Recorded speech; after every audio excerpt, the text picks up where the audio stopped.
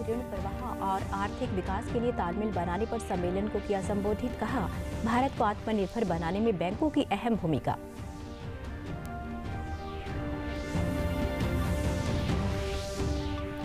मुख्यमंत्री मनोहर लाल ने श्री विश्वकर्मा कौशल विश्वविद्यालय के तृतीय स्थापना दिवस समारोह में की शिरकत।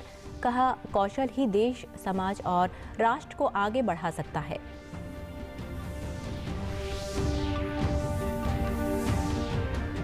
प्रदेश में 1 दिसंबर से पूरे समय के लिए खोले जाएंगे स्कूल। शिक्षा मंत्री कंवरपाल गुर्जर ने कहा, 1 जनवरी से मिड डे मील की सुविधा भी की जाएगी आरंभ।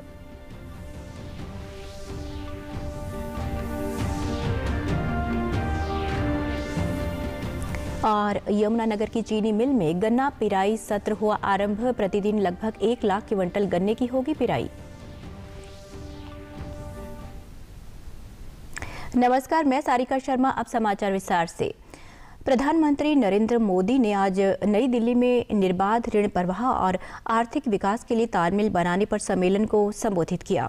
प्रधानमंत्री ने कहा कि पिछले वर्षों में केंद्र सरकार द्वारा किए गए सुधारों के कारण अब बैंकिंग क्षेत्र बहुत मजबूत स्थिति में है और इसकी वित्तीय स्थिति में काफी सुधार हुआ है।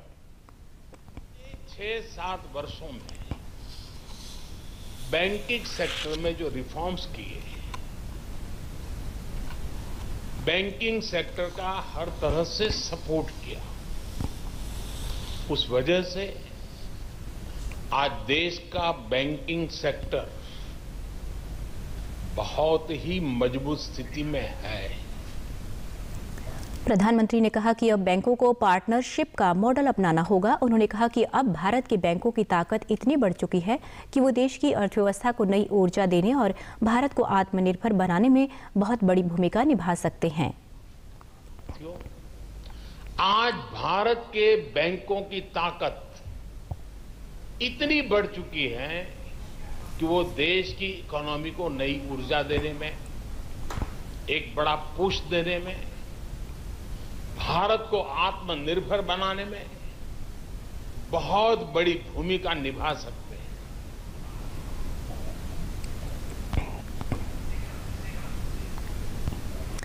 प्रधानमंत्री नरेंद्र मोदी ने आज सिडनी संवाद में मुख्य भाषण दिया। प्रधानमंत्री ने कहा कि भारत में गांवों को भी इंटरनेट की कनेक्टिविटी से जोड़ा जा रहा है। उन्होंने कहा कि डिजिटल युग हमारे चारों ओर सब कुछ बदल रहा है और भारत में प्रौद्योगिकी विकास में काफ़ी निवेश किया जा रहा है। प्रधानमंत्री नरेंद्र मोदी ने कहा कि भारत में प्रौद्योगिकी से लोगों के जीवन में सुधार हो रहा है। एक लोकतंत्र और डिजिटल लीडर के रूप में भारत अपनी साझा समृद्धि और सुरक्षा में भागीदारों के साथ काम करने के लिए तैयार है। Transforming the lives of the people by using digital technology for governance, inclusion, empowerment, connectivity, delivery of benefits and welfare. Everyone has heard of India's financial inclusion, banking, and digital payment revolution. Recently, we have used technology to deliver over 1.1 billion doses of vaccines across India's vast geography using Arogya Setu and CoWIN platforms. मुख्यमंत्री मनोहर लाल ने आज पलवल के गांव दूधोला में स्थित देश के पहले कौशल विश्वविद्यालय श्री विश्वकर्मा कौशल विश्वविद्यालय के तृतीय स्थापना दिवस समारोह में शिरकत की। इस अवसर पर मुख्यमंत्री ने कहा कि इस विश्वविद्यालय की स्थापना से प्रदेश के युवा कौशल में निपुण बनने में सफल हुए हैं। उन्होंने कहा कि कौशल प्राप्त विद्यार्थियों की मांग हर क्षेत्र में बढ़ जाती है। मुख्यमंत्री ने कहा कि कौशल ही देश, समाज और राष्ट्र को आगे बढ़ा सकता है। क्योंकि शिक्षा मात्र प्राप्त करने से आज हम देखते हैं कि सब लोगों को अपना व्यवसाय करने के नाते, रोजगार करने के नाते आगे बढ़ना कठिन होता है। लेकिन साथ में जब स्किलिंग जुड़ जाए, कोई हुनर जुड़ जाए, चाहे छोटा जुड़े, तो भी उसकी डिमांड बढ़ जाती है, उसको लोग लपक लेते हैं। क्या आपको क्या करना आता है? इलेक्ट्रीशियन का काम आता है, ठीक है, आप हमारे यहाँ आओ। आपको ड्राइविंग अच्छी आती है, आप हमारे यहाँ आओ। यानी एक बीए पास, एमए पास भी रह जाता है, लेकिन एक बारबेंडर जो होता है वो अपना काम जाकर के पकड़ लेता है। उन्होंने कहा कि विश्वविद्यालय से वर्ष 2030 तक हर वर्ष 12,000 कुशल युवा निकलेंगे। उन्होंने कहा कि सभी उद्योगों को कौशल संबंधी कोर्स आरंभ करने चाहिए ताकि विद्यार्थियों को ज़्यादा से ज़्यादा रोजगार मिले। मुख्यमंत्री ने कहा कि ये विश्वविद्यालय आत्मनिर्भर भारत अभियान को आगे बढ़ाने में मील का पत्थर साबित होगा। अभी भी पूरा बना नहीं है, इसका काम चल रहा है, लेकिन फिर भी कुछ लोग हमारे छात्र युवा कौशल प्राप्त करके और यहाँ से निकल रहे हैं, काफी आज भी बैठे हैं। उनके चेहरे पर मैं एक तेज इस प्रकार का देख रहा हूं, जिनके अंदर एक आत्मविश्वास झलक रहा है कि हम यहाँ से कुछ सीख करके अपने जीवन यापन की दृष्टि से, निर्माण की दृष्टि से अपनी भूमिका, अपना योगदान ये हम कर पाएंगे। शिक्षा मंत्री कंवरपाल गुर्जर ने चंडीगढ़ में कहा कि प्रदेश के स्कूलों में 1 जनवरी से मिड डे मील शुरू किया जाएगा। उन्होंने बताया कि प्रदेश के सभी स्कूल 1 दिसंबर से पूरी सुरक्षा के साथ पूरे समय के लिए खोले जाएंगे। शिक्षा मंत्री ने बताया कि जल्द ही रिक्त पदों पर अध्यापकों की भर्ती की जाएगी। शिक्षा मंत्री ने कहा कि डेंगू को नियंत्रित करने के लिए स्कूलों में फॉगिंग करवा दी गई है और अध्यापकों को इसके संबंधी दिशा निर्देश दे दिए गए हैं। अगर फिर भी कोई समस्या आती है तो उसका समाधान किया जाएगा। एक जगह से दूसरे को कोई बीमारी लगने वाली वैसी बीमारी नहीं है। और जहाँ तक कोरोना में जो हमने एहतियात बरती है, तो वो एहतियात अब हम भी आगे भी इसमें इस प्रकार से ही बरतते रहेंगे। सरकार ने निर्णय लिया, हम सभी पंचायतों को फॉगिंग मशीन देने लग रहे, और उसका सारा का सारा इंतजाम, गाँव का भी इंतजाम है, उसमें स्कूल भी साथ ही है, तो सारी जगह उस प्रकार की फॉगिंग हो जाएगी। उससे वो कोई समस्या नहीं आएगी। 1 तारीख से हम सारे के सारे स्कूल जो हैं पूरी कैपेसिटी के साथ और पूरे टाइम के लिए खोलने जा रहे हैं, सुबह से लेके और 3:30 बजे तक। जिस प्रकार से पहले स्कूल खुलते थे उसी प्रकार से, और पूरी स्ट्रेंथ उसमें सभी बच्चों को बुलाया जाएगा, सारे बच्चों के साथ स्कूल खोले जाएंगे। उन्होंने बताया कि प्रदेश सरकार द्वारा चलाए जा रहे सुपर 100 कार्यक्रम के तहत इस साल 28 बच्चों का चयन IIT और 24 विद्यार्थियों का चयन नीट में हुआ है। शिक्षा मंत्री ने कहा कि सुपर 100 की सफलता को देखते हुए हिसार और करनाल में भी इसके सेंटर खोले जाएंगे। सुपर 100 जो था उसमें एक बड़ी सफलता में मिली है, और 28 बच्चे हमारे IIT में सिलेक्ट हुए थे, और अभी नीट में हमारे 24 बच्चे जो हैं वो सिलेक्ट हुए MBBS के लिए, और उनमें से 7 बच्चे ऐसे हैं जो टॉपर हैं, जो एम्स के लिए सिलेक्ट हुए। तो ये बड़ी उपलब्धि है, क्योंकि सरकारी स्कूलों में से 28 बच्चे IIT में और 24 बच्चे नीट में जिनका सिलेक्शन हुआ। हिसार की उपायुक्त डॉक्टर प्रियंका सोनी ने कृषि एवं किसान कल्याण विभाग द्वारा आयोजित वीडियो कॉन्फ्रेंसिंग के उपरांत संबंधित विभागों के अधिकारियों की बैठक को संबोधित किया। उपायुक्त ने कहा कि फसल अवशेष प्रबंधन स्कीम के तहत आम जन को जागरूक करने के लिए खंड स्तर पर 18 नवंबर को जागरूकता रैलियां निकाली जाएंगी। उन्होंने कहा कि फसल अवशेष प्रबंधन के लिए किए जा रहे प्रयासों से फसल अवशेष जलाने की घटनाओं में कमी आई है।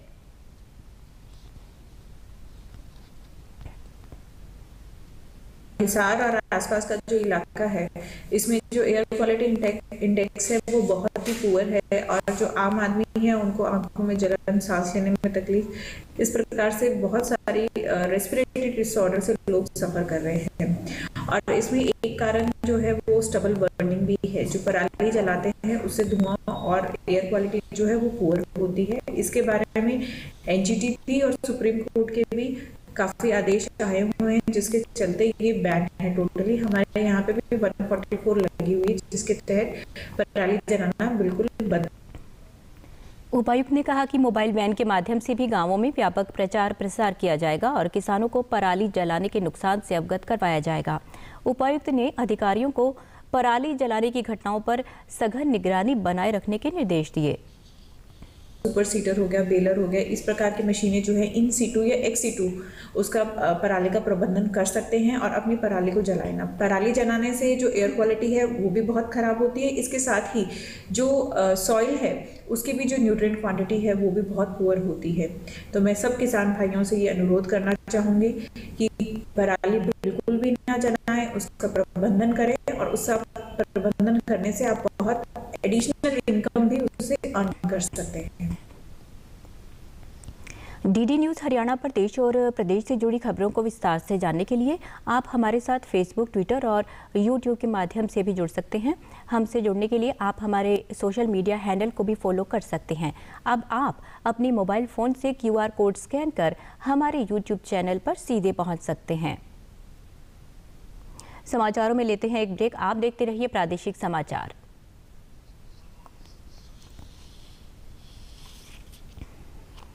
देखिए, अगर आपको रिजर्व बैंक ऑफ इंडिया या किसी संस्था के नाम पे बिना मांगे बड़ी रकम जैसे कि लॉटरी हो, टैक्स रिफंड हो, ऑफर मिलता है तो उस पर बिल्कुल भरोसा न करें। रकम को पाने के लिए ना तो अपने बैंक अकाउंट की जानकारी शेयर करें और ना ही कोई धनराशि जमा करें।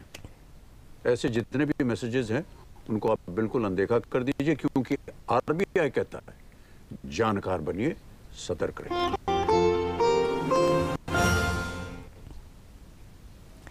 समाचारों में आपका फिर से स्वागत है।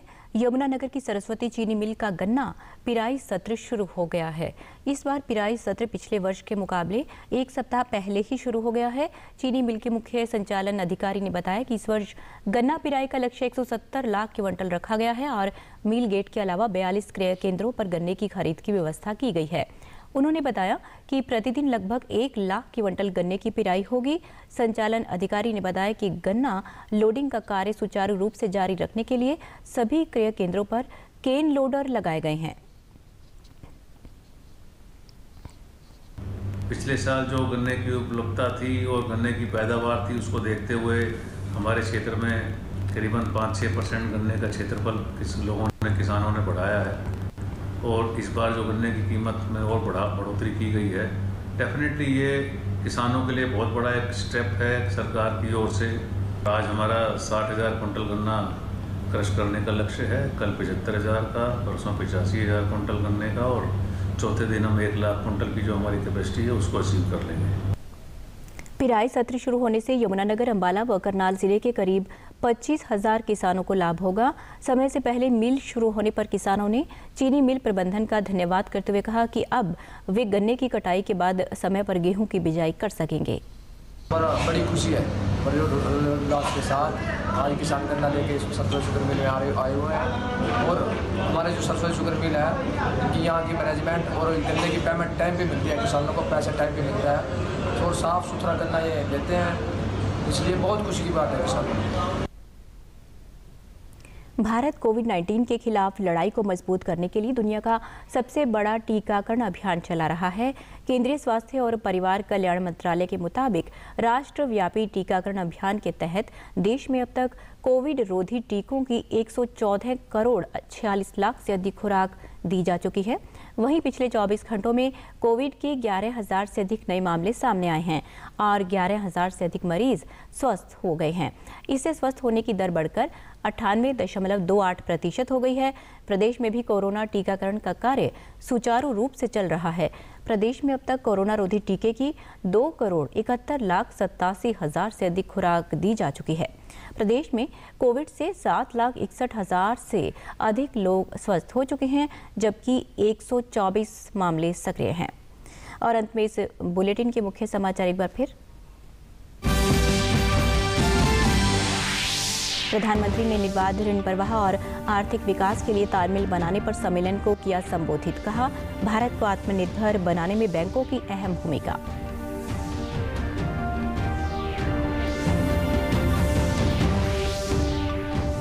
मुख्यमंत्री मनोहर लाल ने श्री विश्वकर्मा कौशल विश्वविद्यालय के तृतीय स्थापना दिवस समारोह में की शिरकत। कहा, कौशल ही देश, समाज और राष्ट्र को आगे बढ़ा सकता है।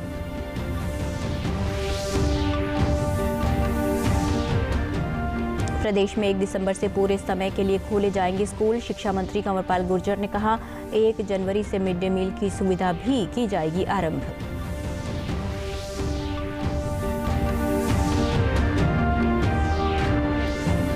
और यमुनानगर की चीनी मिल में गन्ना पिराई सत्र हुआ आरंभ। प्रतिदिन लगभग 1 लाख क्विंटल गन्ने की होगी पिराई। सभी दर्शकों से अपील है कि आप जब भी घर से बाहर निकलें तब मास्क जरूर पहनें, 2 गज की दूरी बनाए रखें और एक नियमित अंतराल पर अपने हाथ धोते रहें। और अगर आप पात्र हैं तो टीकाकरण अवश्य करवाएं, तभी आप कोरोना महामारी से बच सकते हैं। आज के बुलेटिन में बस इतना ही। नमस्कार।